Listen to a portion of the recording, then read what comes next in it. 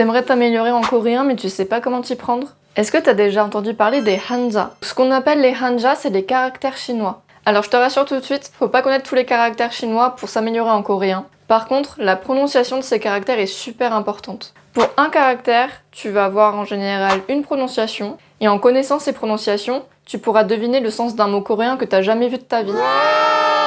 Petite anecdote, ça m'a sauvé mon topic. Pour ceux qui ne l'ont jamais passé, vous avez une épreuve écrite où vous devez répondre à une question, sauf que dans la question, il y avait un mot que je ne connaissais pas et c'était vraiment le mot essentiel de la question.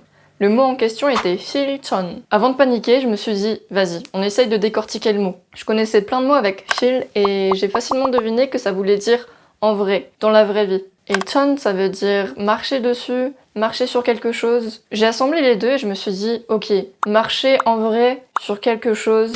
Et avec le contexte, j'ai réussi à savoir ce que ça voulait dire. Mettre à exécution quelque chose, mettre en application. Et sans cette réflexion, j'aurais jamais pu avoir mon topic, ou du moins pas le niveau que je visais. J'ai commencé à apprendre le coréen en 2013, donc si tu cherches à progresser, n'hésite pas à t'abonner, j'ai un tas de tips à te donner.